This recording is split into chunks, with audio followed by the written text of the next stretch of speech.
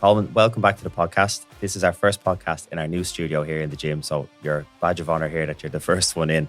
It's good to have you in, Matt. And I said, we don't need to go through the big formalities of the introduction because you were with us before and we got great feedback on the episode. So that's why I was keen to get you back involved today.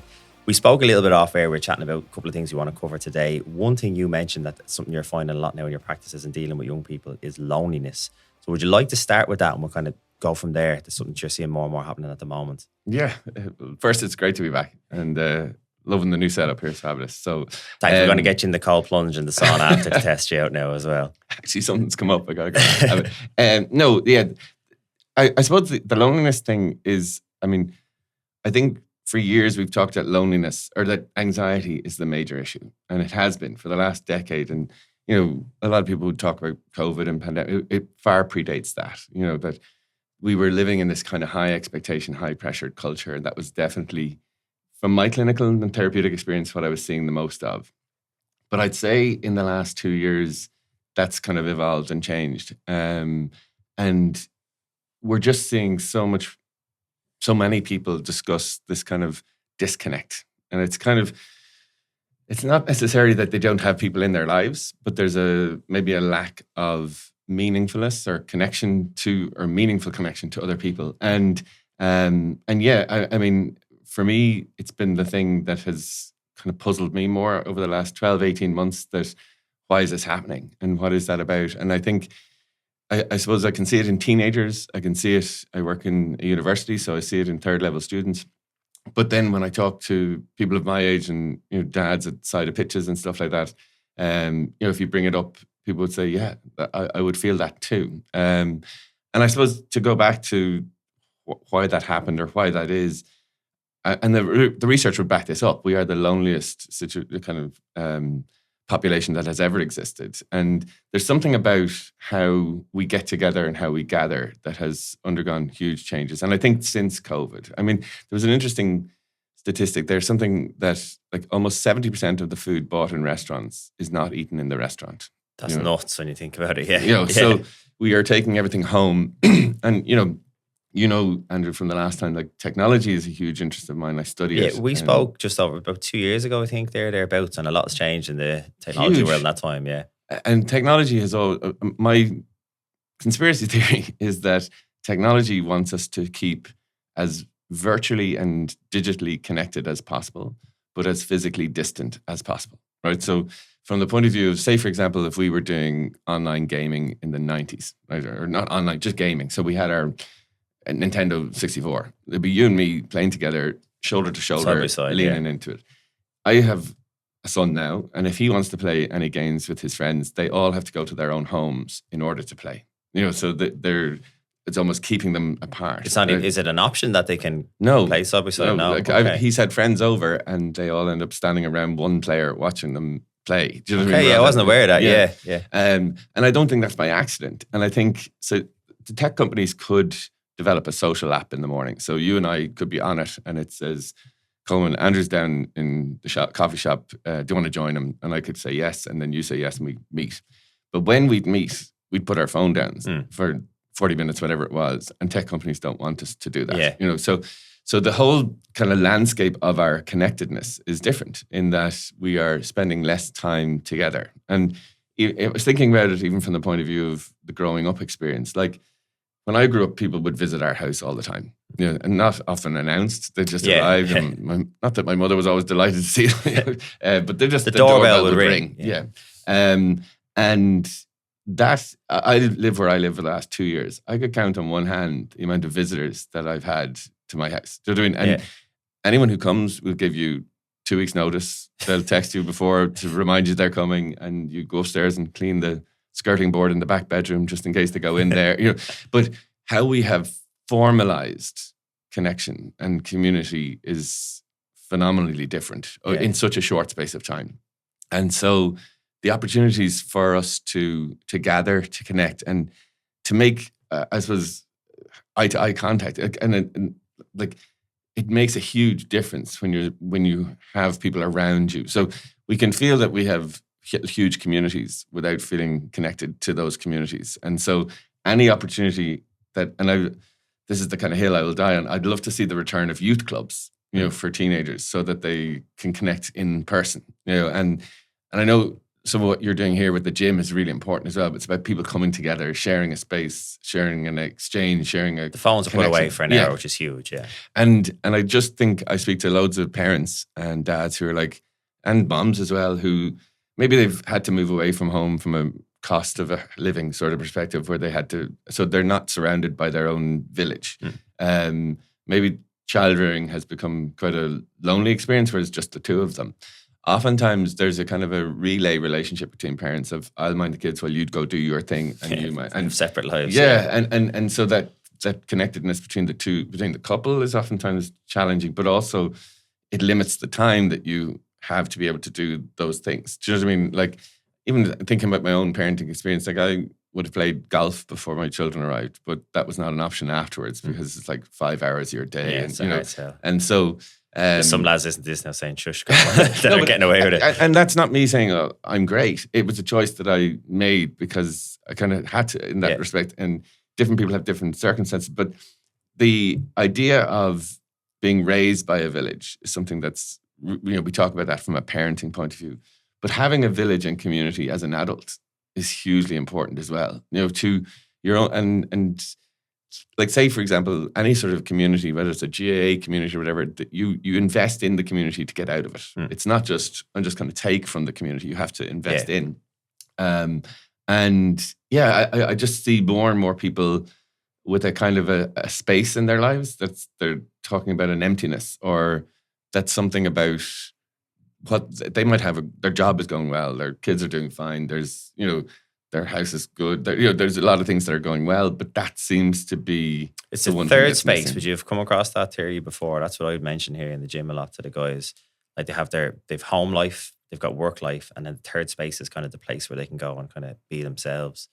Maybe for some guys, it could be in the pub, meeting their mates, which, there's a lot of benefits socially to that, or else like that, it's going to the gym, it's a fitness thing, or maybe you're involved in a sports club, or it's going for a game of golf, whatever it is. I think it's very, very important to have that third space. And I think, as I speak to a lot of guys here who they have it now, but maybe didn't have it for 5 or 10 years. And it's only when they start training they realize what they were missing. Like guys come here because they want to lose weight and get in shape, but that flame burns out fairly quickly. And the reason they stick around is because they're making connections and it's a social thing. And then when they miss a few sessions, it's not so much their body does miss it to an extent, obviously, but it's the social interactions that they can miss as well, particularly the guys working from home all the time. Yeah. And again, that's something like that third space. Like you can have work Colman and you can have dad Colman. And that can be it. Do you know what I mean? But there's another side to all of us that would need to be. And again, that's something that's different. Like for decades, you look evolutionary wise, we've always existed as tribes. And I suppose the whole point I'm trying to make is that I think the individualism, the culture of individualism is problematic. And I think we're seeing the cost of that now. So it's all very I and not very we. Do you know what I mean? And even technology, the narrative of it, iPhone, selfie, it's all very focused on me and I. Good point, yeah. And that third space is oftentimes where a we is connected. Yeah. And for years, people would have had barbecues together. They would have bowled together. Like there's loads of things that people would have done together that they probably don't do now. And some of that is demands of parenting because like I played sport all my life. I could count on one hand the amount of training sessions my father attended while I was playing sports, right? I have my own children. I could probably count on one hand the amount of training sessions I haven't attended, And you're standing there going, why am I here? They're fine. There's almost, and maybe I'm here is because everyone else is here. Yeah, you feel it, yeah. Yeah, and again, that idea of if you have 1 or 2 children who have 3 or 4 activities during the week, that'll always be the priority. You'd have to get them to that, exactly, to that, and the birthday party circuit, all of that stuff that goes with it. And if you're working as well, the time for that third space is oftentimes the first thing that gets cut. Suffers, yeah. Do you know what I mean? And I think we underestimate the value of connection. Like if you talk about longevity and people who live long times, and they say, the people on the Mediterranean seem to live to 100. Like what is it? We look at their diet, we look at their exercise. We don't look at the fact that they eat with friends every night of the week. That longevity of those connections, I think we underestimate, undervalue it. Like when we're, I suppose, taken from your perspective, maybe from a fitness point of view, we're looking at biometrics, weight, height, your fitness levels, all that sort of stuff. But your connection levels, I think, are hugely important to your overall sense of contentment, health, and longevity. Do you know what I mean? I think there's very few 100-year-olds who are on their own. If that makes any sense. No, good point. Yeah. And a controversial side of that is, I don't mean to push anything, but religious affiliation has kind of gone in, globally. And I'm not suggesting that that's without good reason, but religious affiliation is always good at gathering. People coming to mass and getting together. And it wasn't mass. Neighbors. It was outside mass. So standing outside or whatever.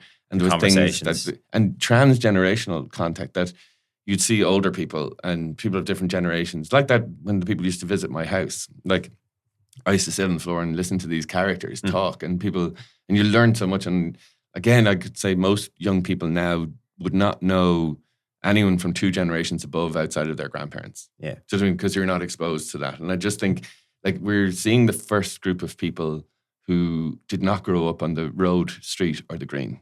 And the first group of adults who haven't done that. And again, I go back to my 3rd level experience of working with students. And there's a cost to that. The social atrophy of being able to negotiate, have conversations, start conversations. Like there's 2 fundamental skills that we all need to survive. And I think they're underestimated is being the ability to listen and the ability to tell a story. And if you have grown up with a screen-based childhood, you don't develop those skills. And so if you can't listen and you can't tell a story, that's going to be real challenging for you to manage. If you're so used, we see lots of young, and this is not 18-year-olds, I'm talking about 24, 25-year-olds who describe high levels of anxiety having to make a phone call, high levels of anxiety about going somewhere. And I feel for that age group as well, because they're kind of saying, well, where can I go? What can I do? And if they are working remotely or whatever the case would be, they might not see one human being from one end of the week to the next. And you're kind of thinking, well, if you're not really, if you don't want to go to a pub on your own, that's probably not a thing to do. You're going hiking clubs or book clubs, and they're going Colman, I'm 26, I'm not 50. You know what I mean? From that point of view. But you find that it's a really difficult problem to solve because you can't solve loneliness on your own. Do you know what I mean? It's funny. So somewhere that seems to be a big thing now for that age bracket who are trying to like meet partners and settle down. Gyms actually seem to be filling a void for a lot of people now. They're going to, whether it's a CrossFit gym or whatever setup they have. It's one of those communities now that seems to be an area that's bringing people together, and like the amount of people you meet, like I know I've family members and stuff like that who have met people in gyms, and that's kind of, and again, it's a good setup because they naturally have some sort of something in common, something that they're into, they've a hobby that they both share. But it seems to be a space. But again, that the gyms aren't for everybody, and particularly if you're someone that's low in confidence or maybe hasn't trained in a while, the idea of going to the gym, especially when you have high levels of anxiety as it might be a bit of a step too far to begin with, Yeah, and I think gym use is a bit like screen use. It's not all equal. If you're just going to gym, you're training on your own for 30 minutes in and out. And you have your headphones on and you're in your phone, But if there's a community like when I moved to where I live now, I did a spinning class a couple of times a week, and you just get to know familiar faces, and you have a chat before and a chat after, and that was hard, that was difficult, and then it develops. He was shouting at us tonight, but it's those kind of building blocks allow you to be able to form relationships, and then you might see them down the town later on, and so those things are crucially important. And so you're talking like gyms who can create a sense of community within the membership.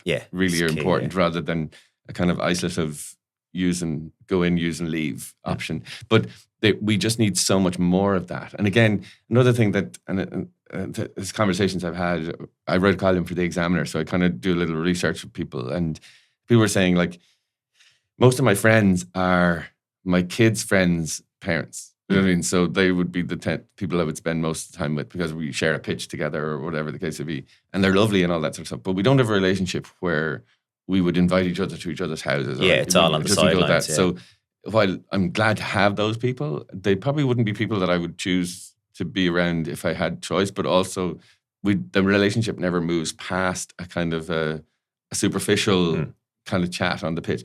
And again, I just think for our sense of connectedness to each other and the importance of the tribe and the village and all of those sorts of things, we need to be able to escalate that into something as meaningful as possible. And either we're losing the skill set to be able to do that, or we're having not enough opportunities to be able to do that. And so this calls for collective action. And so, with a world of technology that's becoming so pervasive and that we're encouraging more and more kind of technological dependence, we almost have to create a counter narrative as adults. And one of the things that I think children look up at us and see, what are we role modeling? And one thing, if anyone's listening to this, I want to make a public service announcement. I want people to stop doing this. Stop celebrating when plans are cancelled. This idea of, oh, thank God I don't have to go to that thing. Yeah. Your kids are looking at that. Okay. And they're going, oh, so socialization is a chore that we should avoid and not do. Yeah. So I won't do that either. Yeah. And I remember over the summer, myself and my daughter were in the Chipper one Friday night, and her friend was there with her older brother. And I was like, go over and talk to her. And she goes, no, she's busy. I was like, she's not busy. She's standing. And she was like, no. And something about that informal space, she didn't feel able or permission to go over. And they came home and we had the chips, and then she was on a headset game with the same friend, and they were like, oh, I saw you down the Chippers. And they had a massive big conversation. But it's almost like, these are the costs of us formalizing connection. Yeah. Do you know what I mean? That we don't, like, for years we grew up in an era of, don't talk to strangers. I would love to start a campaign for teenagers, talk to strangers. Yeah. You know what I mean? Almost that, because when you get to the world of work, and you know this better than anyone, 90% of your job is talking to strangers. It's trying to create, obviously you have a role, but it is that capacity and that ability to do that. Yeah, to be able to connect with someone, make them feel comfortable, guide someone through a 60-minute session one-on-one, like yourself, there's a lot of conversation involved there. And there's so much, I suppose, peripheral chat that cushions the instruction. Yeah. You can't just go in with the instruction. Do that, 10 reps. Yeah, they won't be coming back. No. And again, I think those are those soft skills that we're really struggling with. But as adults and as the parents, are we providing good templates for our children to be able to do that when we do glorify avoidance, or, that we think that... Do you think with dads especially, because obviously given the name of the podcast and our audience, just to kind of delve into that a little bit more, is there something, you spoke on it there about individualism, and like dads, obviously we're busy with work, so we have to provide, and then also then we're trying to be more present than maybe you mentioned there than maybe previous generations, so we're going to different meetings. You spoke on the episode we did last time, you said how you've seen now in your own therapy sessions with kids that dads are way more involved than they would have been, say, 20 years ago when you first started off doing this. You see they're much, which is all positive. But do you think that, I don't know, it's funny, like something I find, I don't know if you find it as well, speaking to dads, it's maybe different for you because you're obviously, you do media work on the radio and stuff. But I find when dads come up to tell me they follow me, the first thing they'll have to say is like, I don't really do social media, but I seen your thing and I listened to this episode or whatever, and it's great. But they kind of have to, they don't want, it's like they have to be seen to be busy all the time or something like that. I don't know what it is. There's something there where there's a badge of honor in being super busy all the time. So maybe when you're reaching out to friends or touching, how can I articulate this? It's like guys want to be busy and seem to be busy. So nearly as a cost of that, they can't be socializing too much or reaching out to friends because they want to be seen that they're doing the dad thing and they're doing the career thing, and maybe that's to be celebrated. Yeah, that's to do with how we have kind of changed our concept of time, right? So there's this thing about wasting time or not using time. And the time is, it's not a renewable resource. If it's gone, it's gone. But this idea of busy or good busy, and that's that kind of immediate response to how are you? That if you're not busy, then you're lazy. You know what I mean? And that, again, that comes back to what we talked about the last time, about this expectation culture that you have to use every moment. And again, technology came with the promise of you'll have so much more time. Do you know what I mean? You'll never have to post a letter again. You never have to go to the chemist and get your photos developed. You'll have all this time. And then they said, what we'll do at this time is we'll give you TikTok and Instagram to fill it. Do you know what I mean? So the idea that, what it promises and what it offers are two very different things. And for example, I was around the 2010, 2011 when Facebook and stuff started coming on board. And we had this kind of thing, it's connecting people. And we had, it's so good, I can keep up with my friends in Australia. And you can, 1,000 songs on this iPod. Isn't that amazing? 1,000.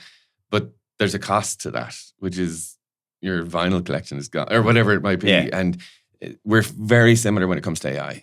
We're going, oh my God, it can do a full PowerPoint. Oh my God, look what it can do, without really thinking about the cost, right? So for example, and this is where I would have concerns, say for example, trust is hugely important in any community. that I trust you and you trust me. Let's look at ChatGPT, right? So the AI for that. If you have an argument with a partner or whatever, and let's say the guy comes to the girl and says, I'm really sorry.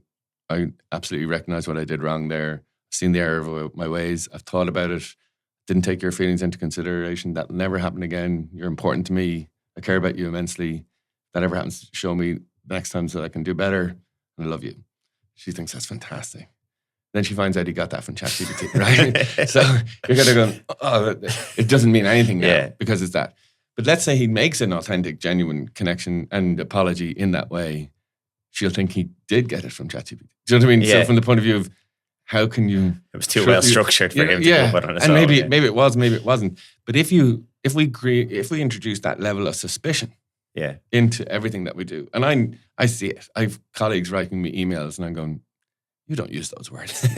You don't furnish me with details. What are you talking about? So the way in which the more humanized technology becomes, the less human we become. Okay. Do you know what I mean? And again, as adults and dads and everyone else, we need to be really conscious that we hold the human connection so that our children can see that connection. Does that make sense from the point of view of it's about trying to kind of counter narrative the stuff around the fakeness and the falseness and does that make sense? Well, it's interesting because I think if you think of what's the blueprint for the ideal dad, it's someone who's always at home with his kids, always present, they're always working hard. But what you're talking about there is one of the best things you can do is lead by example, is actually your kids seeing you socializing and going to meet friends, whether that's going to the pub or whether that's going out to the gym or being selfish, taking time for yourself and making connections with men or women of your own age. Whereas as you said there, the way society's kind of gone, that's nearly frowned upon because it's a waste of time. And it gets back to the original point about being busy. Like if you have a friend to meet up with and then a work thing comes in, you'll cancel the friendship in preference for the work thing. Why? Like, why is that more important? You know what I mean? We're devaluing this. Like, again, I'm talking about it from childhood perspective, but as parents, we see childhood as an apprenticeship for adulthood. So you can't do anything for the crack. It has to be a reason. I'm going to send you to the Gael School for your Leaving Cert Irish. You're going to learn the piano for your Leaving Cert this. And there has to be a dividend in everything. And so from the point of view of, as a country that is known, a nation, as the crack, we are losing our complete concept of doing something for the crack. Everything has to have that dividend. And the importance of just being with friends and doing nothing. Like when I said to you about the first group of children or adults that didn't grow up on the road and the street, I'm guessing you spent most of your adolescence doing nothing, sitting with friends, chatting, for all that sort of stuff. That was crucially important to your development. And you still need to do that as an adult. You still need to have time where you're just talking shit, rubbish, going around with concepts, all that sort of stuff. That's not a waste of time. That's an investment in yourself. Do you know what I mean? And so this idea of doing something for other people, do you know what I mean? Like if you were to improve your mental health tomorrow, right? And you said to me, Colman, I want to improve my mental health, evidence-based, what do I do? There's two things I'll tell you to do. And unfortunately, it's not the gym, but it's to join a choir or to volunteer. Okay. And the reason why they work is the choir is this kind of, it's protected performance. So you can be part of something, but you can be miming in the background and you don't really have that. There's no pressure on it. But it's working together with meaning and purpose for a finished product. Yeah. Right. So we're obsessed with the pursuit of happiness. It's actually the happiness of the pursuit. You don't love when your Lego's finished. You love making Lego. Do you know what I mean? So having things doesn't bring you happiness. Getting things does. Do you know what I mean? So the other side of it is the volunteering. Doing something for someone else is crucially important. And if you've done something for anyone in your life, Andrew, and they've turned around, genuinely looked you in the eye and said, thank you, that means a lot. There's no dopamine hit. Yeah, it hits so hard. Like that. Yeah. Do you know what I mean? And it's not a selfless act. You do it for other people. But again, for the next generation coming up, are we role modeling acts of service to other people? Are we going, like, it's Christmas at the moment, we're seeing that ad of, I think it's for Woody's or something, where this kid fixes the gate. Yeah, no, of the yeah. And that gets me every time. It's one of the, and it's that idea of, not because of that, but that's kind of lost. We're losing that sense of, and I keep going back to the village, investing in it. Do you know what I mean? Yeah. Like, again, it's about the community. There's way more potential for us. There's a famous sentence that says, if you want to go fast, go alone. If you want to go far, go together. Yeah. And what we need to do, and again, this is the call to action, is for all of us to value that sense of community, that sense of connection, and to kind of double down on its importance. Not even for us, and the lonely dads are a thing. Like, again, I've spoken to loads of people who'd say, so busy with work, so busy with activities, and so busy in those two spaces, that the thing that I've sacrificed is the third space. Do you know what I mean? And without the third space, there's a vacancy, and I don't feel full or fulfilled. Or, definitely, yeah.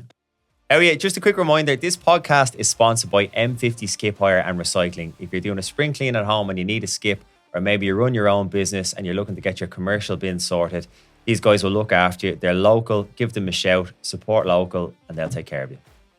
But my kind of point, going back to what I would say about the guys saying about how I don't do social media, a lot of them do, but they use it in the worst way possible, where they're passive in it. They're not active. So they're actually on these platforms. They have accounts. They don't post anything, but they're on looking and scrolling every day at what everyone else is doing. But again, they'd never comment or like or whatever, because they don't want to be seen on it. But yeah, I'm sure if you, like, again, there's obviously exceptions, but I'm sure if you take people's phones and actually looked at their screen time, they probably are pissing away a lot of hours throughout the week that could definitely be spent better elsewhere. Look, I'm guilty of it myself at times, because I use these platforms. I go on to do something for work, and before you know it, you're half an hour in, you haven't even fucking started what you're supposed to do. But I just think it goes back to, there is that something there of, like, you need to be, obviously you want to be busy, but you can only perform at a certain level of busyness, I find, throughout the week. You only have a certain amount of peak hours, and there's a rest of, there is some downtime in there, and it's kind of how you can use that downtime for your benefit. And I think these guys that are staying in and they're at home, let's say, they're at home but they're not present. So maybe, because they don't have, they're grumpy at home, or they're snapping all the time. So that's not good to anybody if you're there 7 nights a week. So maybe getting out and having some sort of social connection 1 or 2 evenings a week. Those other 5 nights, then you're in a much better headspace or energy space to actually be of benefit there, rather than just being moping around the place all the time. Yeah, and I think that's easy. It's the temptation, because the technology involves no effort. Yeah. You don't have to go anywhere or do it. It's there. So it's this kind of lizard brain entertainment that's offered to you. Do you know what I mean? I think the temptation to get sucked into that is quite high. I would say, like, going back to that, the hardest part of the gym is going from the couch to the car. Definitely, yeah. Right. Once you're there, it's absolutely fine. But the technology doesn't allow you to have to get off the couch. Do you know what I mean? So it's, and again, it fills the time that it creates. And there's nothing fulfilling about scrolling. You know what I mean? So, and it's not that all technology is bad. We have to get away from time spent and looking at it in terms of time well spent. So if I use an hour of my screen time learning a song on a guitar, or watching a video on how to lift properly using form, or whatever it might be, that's a good use of my time. If I spend the next hour scrolling through people's lives and looking at people's mantelpieces and feeling rubbish that mine's rubbish, that's a bad use of my time. Do you know what I mean? And so, but screen time just says an hour each. Yeah, I know what you mean. Yeah, so the quality of screen time can vary massively. Yeah. Yeah, and again, but you have to understand that there are thousands of engineers in Silicon Valley designing this stuff and its only priority is time on screen. It's eyes locked in. Hacking your attention. And so we just hand over our attention without any sort of kind of value on it. And it's kind of come down to reclaiming focus and valuing our attention spans much more, because I've no doubt that the hour that you spend scrolling on that phone, if you spent that with your friends, would be a better hour for you from a nurturing point of view. But it's almost like, again, getting back to the social piece, asking someone, do you want to meet up, seems almost like a pressure. Do you know what I mean? Like, to arrive at someone's house unannounced is now perceived as rude, right? And how did that happen? That would be the case. And we've always made what's really normal look quite deviant. So it's like, so this guy in Starbucks the other day sitting there, no phone, no laptop, like a psychopath. Do you know what I mean? Just like, looking. Do you know what I mean? And how has that happened? That me calling over to you in the evening to see how you're doing is like, how dare he? You know what? And that has huge impact on our social connection. And I think there's loads of guys in their 40s or 50s who want to meet up, but it's hard to make friends in your 40s. Yeah. It's like, do you want to go do something on Saturday? Like, how do you do that without feeling super self-conscious? Yeah. Do you know what I mean? And again, I go back to teenagers, right? That teenagers who are aged between kind of 15 and 19, they were the play date generation before COVID. So their parents organized their social world. So they went into COVID in 5th and 6th class, whatever it was. And then they came out in 2nd and 3rd year. Masks, social distancing, all that sort of stuff. I meet so many of those young lads who are so lonely and they don't see anyone outside of school and they see them at football or whatever, but they don't have the skill set to say, do you want to come to my house? Or do you want to go to the movies or whatever? And if you ask them, why don't you do that? There's no occasion. It's not my birthday. Or, I'd feel weird doing that. And that chasm of loneliness is going to continue. Do you know what I mean? So we're going to have more lonely kids going through that. I work in a 3rd level university. At 5 o'clock, the campus is dead. There's nobody around, right? Because people are traveling 100 kilometers from their box room to do that. And all they're saying is, can we do this online? Can we get this? So the whole college experience of sitting on the grass with a stereo, drinking a few bottles of Blue Wicked or whatever it was you were doing is kind of going as well. And so this big shift away from these kind of micro gestures of communication and these skill sets, I'm just really worried about that next generation going through. There's definitely, like we talk about it here, and it's something I kind of see more and more of now, is we're obviously creatures of comfort. So everything we're talking about there, these social interactions, it's stepping out of that comfort zone to an extent because you're putting yourself out there.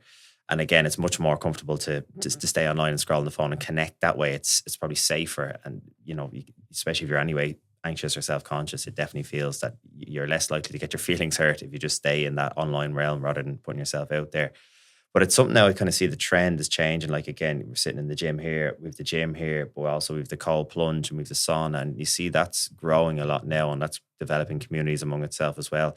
I think people are, in a way, that are more conscious about this are nearly seeking discomfort just to snap themselves out of it. Would that be a fair point? Yeah, I mean, we could say that they're seeking some sort of transcendence or something outside of themselves. So I was really fascinated by, I didn't get to see Oasis this summer, but a lot of people who were my age were at it. And they described this sort of almost super outer body experience. I felt weird taking my phone out and taking a video at the gig. I'd never really experienced that. What was that? Because it felt like it was like going back in time to, do you know what I mean? It was a different. It was the older generation, all the old fellas, if you like, one's back reliving their youth to an extent. And I remember taking my phone and going, I need to put this away because it's spoiling it. And when you go to other gigs, you have to phone in for half the gig or you didn't, whatever. There's just something about that where it just felt that it was like going back in time in a good way. Yeah. To the positives of whatever your childhood was. Like the first album I ever bought when I was a kid was What's the Story of Morning Glory. Like, so it was a big deal for me to be able to go and see them. And you're like, everyone who was at that gig, the FOMO I have for not being there. But somebody just I'm not helping you there. So no, it's just this, it was something in measure that you couldn't describe. Yeah. Some energy that was created. It really was, shared experience of something. And again, I think we're trying to find that, and we're trying to find it in nature or in cold plunges or in saunas or something to try and just have a. And you've asked me there, and I cannot articulate what it was. And I'm sure if you got other people in here, they'd probably struggle to pinpoint what it was. Nobody has been able to say what it was. They're just saying it was class, but it was something very not just nostalgic. There was a connection, and that's the thing. Shared experiences are important. You're 70% more likely to laugh in the company of others than laugh on your own. So if you see something funny on your phone, if you saw two people, so if let's say we were down and having a coffee today, and Taylor Swift walked into the coffee shop, we would tell that story for the rest of our lives, and we'd probably embellish and say she sat down and talked to us for 20 minutes. She's sound. But if you saw that person, if you experienced that on your own, you probably tell that 2 or 3 times and it's over. Yeah. Do you know what I mean? So the joy of the experience is that we both did it together. Yeah. And every time we see each other, we will bring up that story. I have friends who I see maybe once or twice a year, and we tell the same stories all the time. Do you remember when we went to Tralee? Remember when we did? And it's that shared experience that's, that's why kind of travel stories don't really work, because you were the only one there. Do you know what I mean? And people were interested. Do you know what I mean? But from the point of view of experiencing something together as a group is fundamentally different to seeing it on your own. And so what we need to do is encourage more collective experiences, shared experiences. And what technology offers us is a much more personalized experience where you can eat your food from the restaurant in your house rather than eat it in the company of other people who are doing the same thing. And I genuinely feel that's something as the adults in the room, we have to lead on. Do you know what I mean? The idea that we value this stuff, that this is important, that we get back to that physical. Your kids need to see you doing it. And they need to see it. Yeah. If they just see us continuing to avoid and there's, if you can't see it, you can't be it.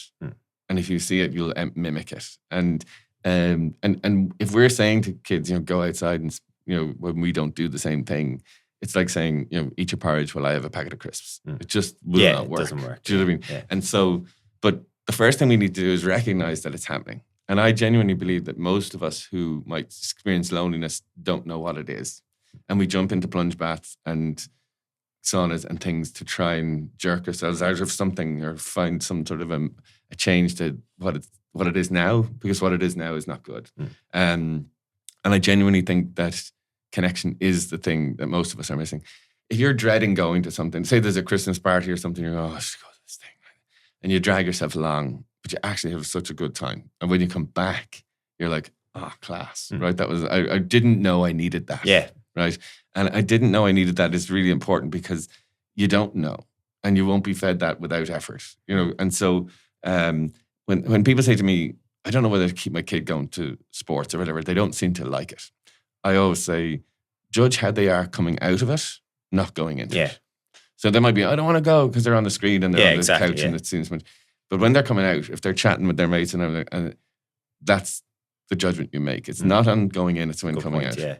And so the idea around, what it is that we want and what it is that we need are completely different things. Take the remote working thing. And this is probably a controversial view, but I want to work from home because I can do the school drop-offs. I don't have to commute. I save my time, blah, blah, blah. But if you're in the workplace and you're seeing other people who say, hey, Andy, sorry, Andy, it's a crack, Andy. Those tiny little things don't mean anything in isolation. But going to bed having said 20 things to 20 people and 20 people saying that back to you changes how you feel about yourself. Without that, so the remote working gives us what we want, but it may not give us what we need. Does that make sense? Yeah, good point. It gives us back time at the cost of connection. Yeah. And it's the same as your physical fitness. The things that you want to stay on the couch, but you probably should go for a walk. You want to not go to the gym, but you should go. Do you know what I mean? We can't really trust our desire all the time because sometimes it leads us astray. Yeah. Yeah, but again, I think it comes back to a lot of that creature of comfort thing as well, because it's all safe, it's indoors, it's comfortable. And then you can kind of mask it all by saying, I'm too busy because I'm all about the kids and I'm all about work, when in reality, we have a little look at the screen time side of things. Well, look, there's actually a couple of hours here that you might have. You don't have to spend them all in the gym or whatever activity, but there is a bit of window there if you're willing to put the phone down and maybe, put yourself out there a small bit more. And do you have a sense of why we got anxious about being together? Well, as you said, it seems like there was a trend going that way anyway. I think there has always been a lean towards performance and individualism. That's obviously kicked on over time. And I think social media has probably amplified that because we're not just comparing ourselves to people we see on the TV anymore. I'm seeing I've seen that you took your kids to Disneyland. My other friends going to Lapland. The other guy's gone on holiday for 2 weeks. The other guy got an extension on it. But, we're all seeing these things and it's registering that, like you're not begrudging these people these things, but it's like, oh shit, I need to do that. I need to do that because if that's now the standard or whatever's going on, I think that's becoming part of it as well. And then, as you said, if you want to compete at that level with all these other individuals, how can you waste time then going meeting your friends or sitting in the coffee? Like you need to be working. But again, you're not really doing the hours of work, but you can't be seen wasting time at the very least. I think that it falls back on a lot of what we spoke there. Again, it's more than one thing, but I think that individualism thing, the need to seem to be busy all the time, you can't be seen to waste time. And then there is that element of comfort when you get into that little rut of being in your own world. Oh, I can't reach out to him. He's too busy because he's got kids as well. And you feel bad suggesting a play. And I said, it kind of comes back to what we spoke about there. it all kind of interconnects together, you know? Yeah, and I think there's two things. If we're all saying we're busy all the time, we don't allow anyone to ask us, have we time to meet Yeah, up? exactly. So You're shutting that door straight away. But the second thing is the competitive thing. I've kind of shifted my thinking on this. I don't know whether we do all the stuff that we do in the social comparison in order to be the best. It's not to win, it's to keep up, I think. Yeah, I think it's not to be the worst. Yeah. And so to use the example of the party bags at kids' birthday parties, right? They're getting bigger, right? And the kids are going to leave with a big black sack of sugar from each of these things. When the parents are doing those party bags together, they're not saying, I'm going to be the most generous mom in the world. They're saying, I don't want to be the scabbiest one. What did they get at the last one? Yeah. And just let's go to that. And maybe just put in an extra 2 just in case. Yeah. So it's not always about wanting to be impressive. It's not wanting to be the least impressive. Yeah. Do you know what I mean? And it's almost like that fear of. But as everyone is doing that, it's like the standard is being elevated all the time. So just to keep up, you're having to do more and more. Yeah. Yeah. And I think that's that underlying kind of hard to measure pressure that we're all feeling. We don't know.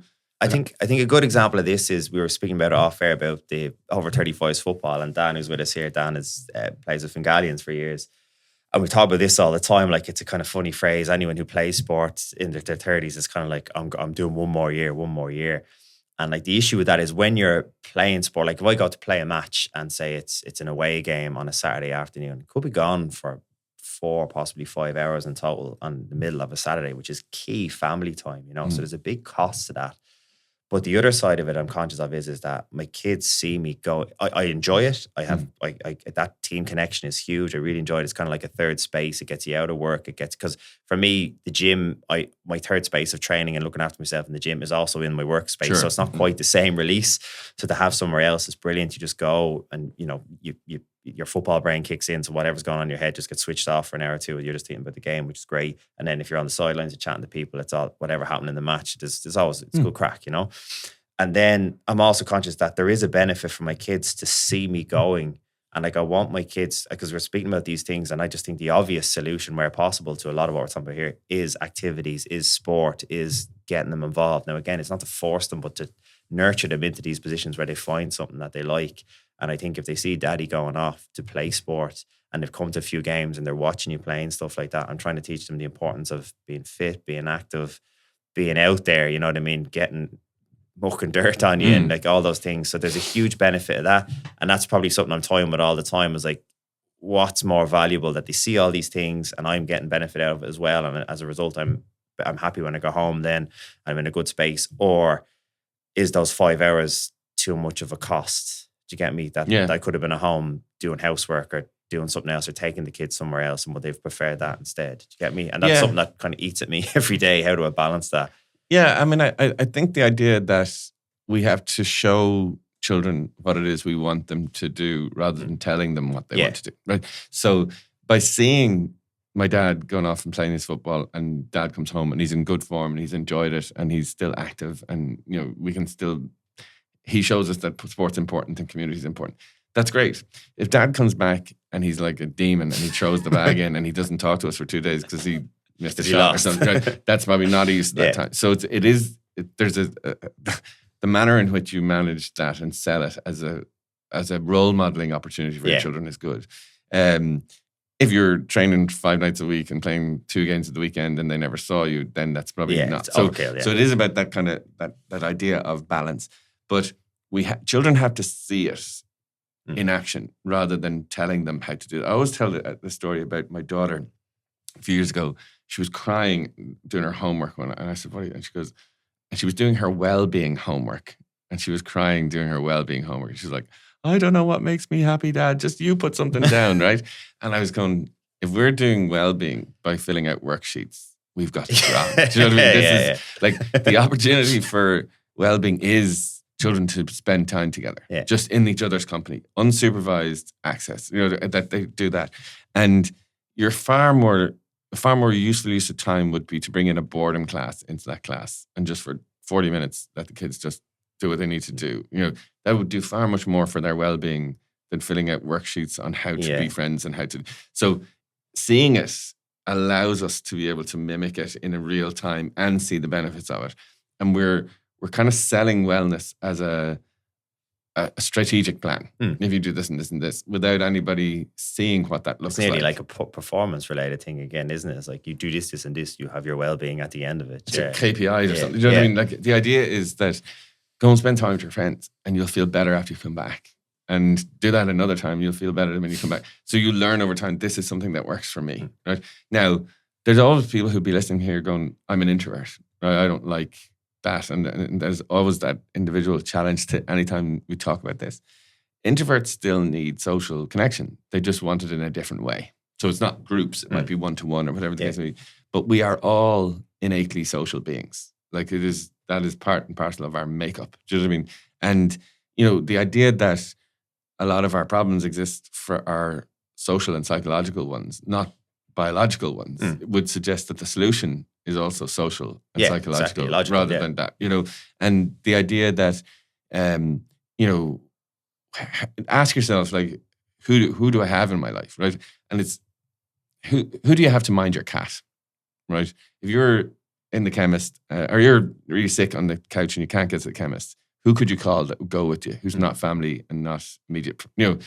We need those people in our lives. They're incredibly, since time began, these pillars or containing relationships have formed the basis of us being able to explore the world in a way that we feel safe that we've got someone on our shoulder in that way. Yeah. If we don't have them, something will feel missing. And you can't feel that with social media posts or work or being frantic or the need for connection is important. Like I'll tell you a brief example. For years, we looked at addiction as a chemical addiction. It was based on an experiment where they put a rat in a cage and they put water and heroin. And the water, taste the heroin, went back, kept taking the heroin and died. I mean, okay, so it's a physiological thing. But a guy called Bruce Alexander came and said, that's a flawed experiment. You just left a rat on his own with water and thing. So he built a thing called Rat Park. And he put these rats in with other rats. Like Tato Park. It was. There was turntables, there was food, there was all that stuff, and the heroin and the thing. And only a tiny percentage of the rats went for the heroin. Yeah. So addiction is not a physical problem. It's a social problem. Yeah. Do you know what I mean? And that flipped on its head the idea that the solution to how we feel is oftentimes in other people. And I would say to you, I've worked in environments for years where when say young people, when they come out at the end, they'd say, what was the best part of, they might have been in hospital for 12, 14 weeks. What was the thing that made a difference? They never say the medicine. They never say the sessions with Colman. They never say, they'll say the other young people. Yeah. That was the vehicle for my recovery, is through other people. Connection with other people is the only thing that can devastate us. Like there's nothing will devastate you more other than the loss of a relationship, whether it's breakup, death, whatever, devastates us. But there's nothing can put us back together again like a relationship. Do you know what I mean? So it's the double edge. It's the thing that we fear most. Going back to expand on that, like with friendship, because we spoke about it's quite hard to, and you said there, you use the example of someone who could mind your cat. An example I heard before and thought was a good point is like your best friends aren't necessarily people that you can tell bad news to. They're actually the people you feel comfortable telling good news to. And I thought that was a really good point because most people, if you're struggling, you ask them for a favor, in general, the vast majority of them will give you some sort of a dig out or help you.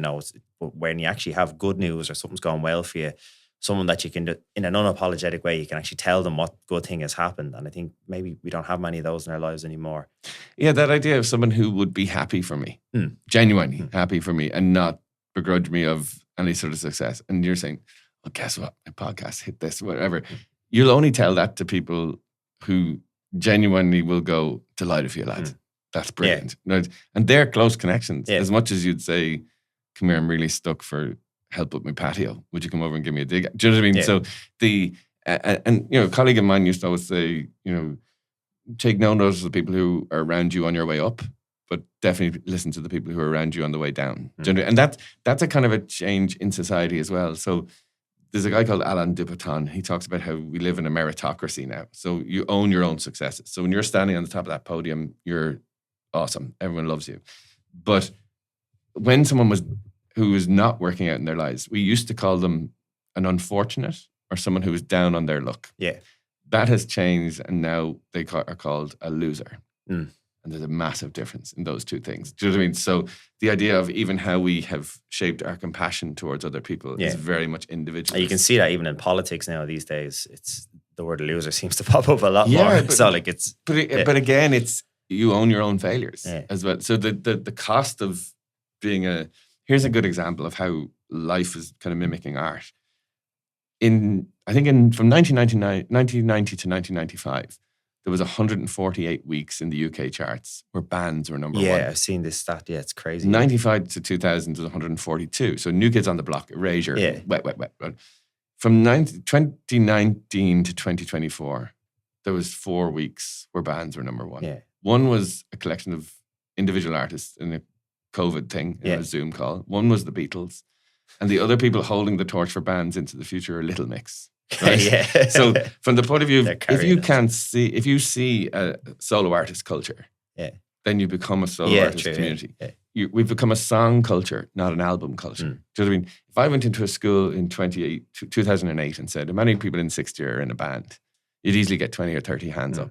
If I go into now, be lucky to get one. Well, yeah. Do you know what I mean? Yeah. So again, that's how it's seeping into our sense of collective. No, it's a great point. Do you know what I mean? Noel Gallagher had a point on before. He's saying is that the music industry are pushing it as well because having a group of guys drugged and drunk off their heads and top of the charts is not always good for business. So there's obviously an element of kind of manufacture someone who's going to do what they're told as well. Yeah, but if we sanitize reality into what is neat, it doesn't reflect what's right. Yeah. Do you know what I mean? And so I mean, again, if young people can't see it, they can't be it. And you touched on something there that just sparked there. I don't know if you've seen when, obviously just a couple of weeks ago, Ireland had a great result in the football, beat Hungary. I don't know if you've seen the speech by the manager afterwards in the dressing room. I thought it was excellent. Like, I don't know much about him. I think like a lot of Irish football fans didn't know much about him when he came, but he gave a great speech about how like he was congratulating the guys, amazing victory. But he said, everyone's going to want to be your friend right now.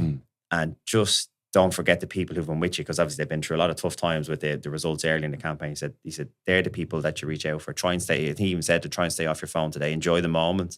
But he's saying everyone's going to want to be your friend right now. Don't forget the people who were with you a couple of weeks and months ago when things weren't going so well. I thought that was just a great point. Because again, they're a young bunch of guys. Their phones were probably hopping after what had just happened. Everyone was all over them. But yet he had that kind of presence of mind to kind of guide these young guys to. Yeah, I'd heard a clip of that and incredibly psychologically minded for a dentist. Yeah. but no, he's right. But there's a perfect example of the importance of culture within teams. Right? And if you look at sports teams, the ones who, like, I always use Pat Lam's Connacht in 2014-15 when he came in. He was saying, you're playing for community, you have to have a ball in hand. But his ritual was, you have to say good morning to everyone in the team in the morning, shake their hands, look them in the eye, blah, blah, blah, and form these kind of bonds of connection.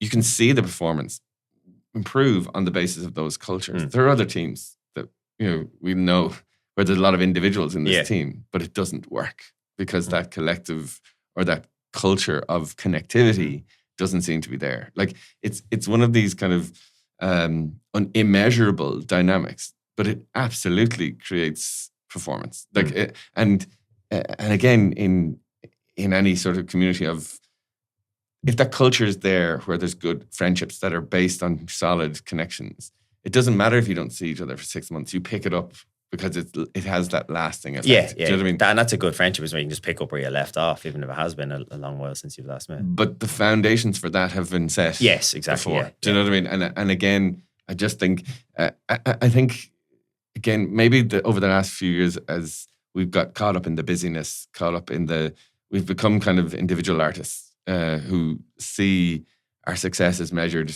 by what we achieve, what car we have or what job we have. We see the necessity for busyness and disconnection as a purpose of that. And we've got so caught up in that we've kind of dropped the ball a bit.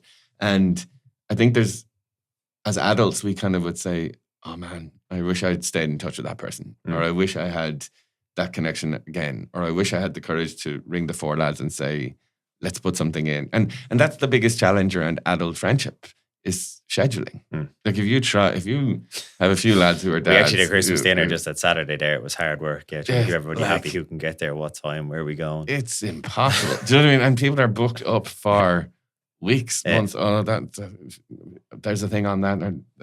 And that almost allows us to forgo doing it. Do you know what I mean? It's too much hassle.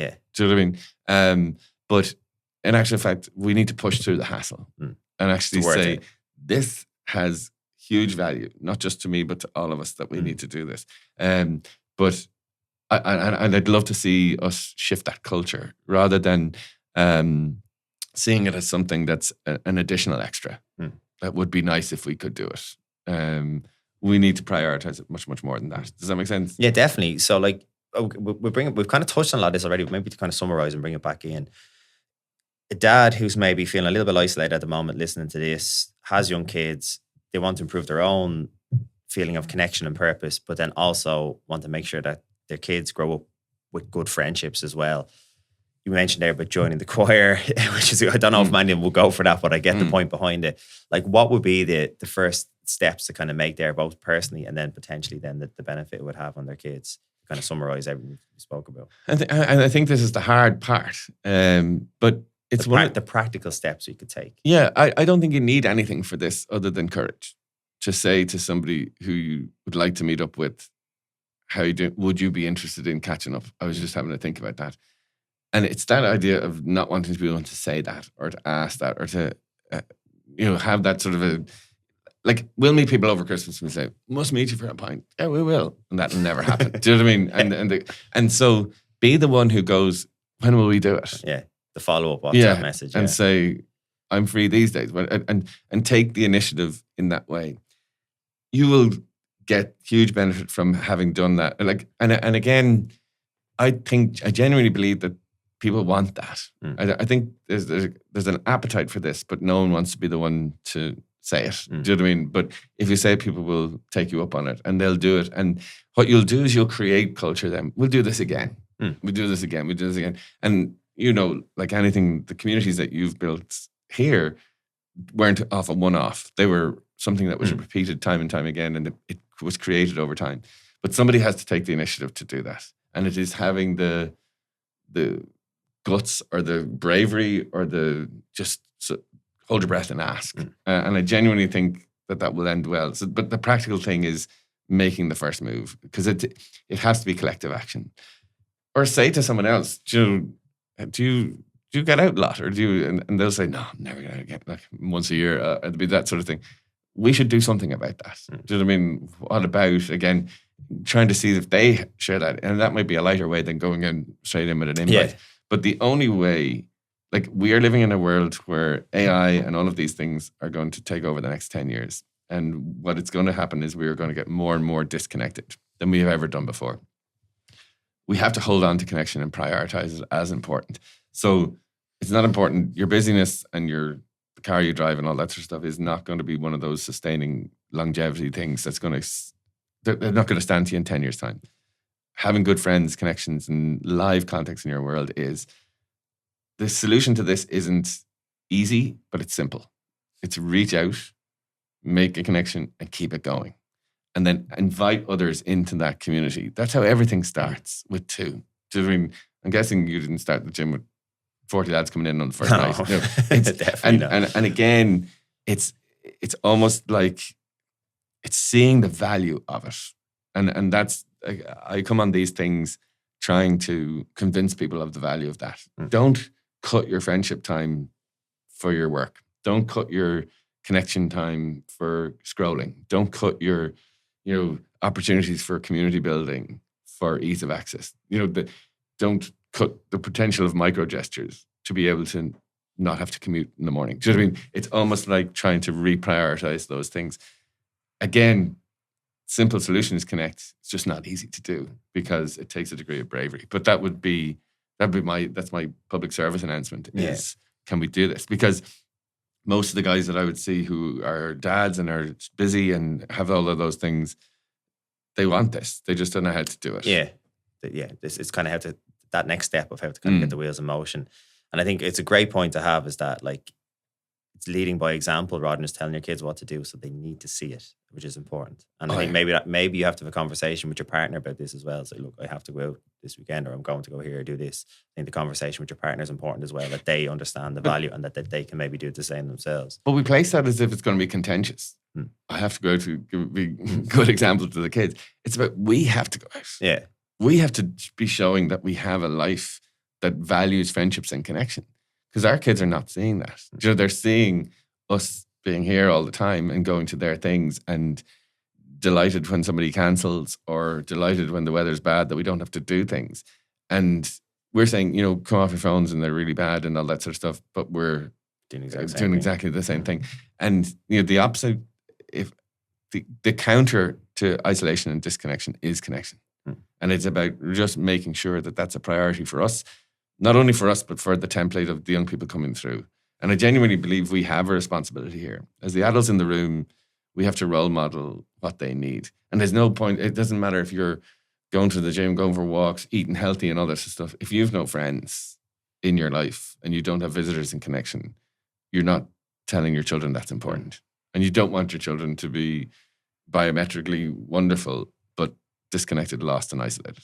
And again, it's, we know how to do this. We're the generation that did grow up in the street and the road and the green. We have these skills. So this is not something that we have to learn. When I'm talking to the ones in their early 20s, I'm teaching them something they've never learned before. How to listen, how to tell a story.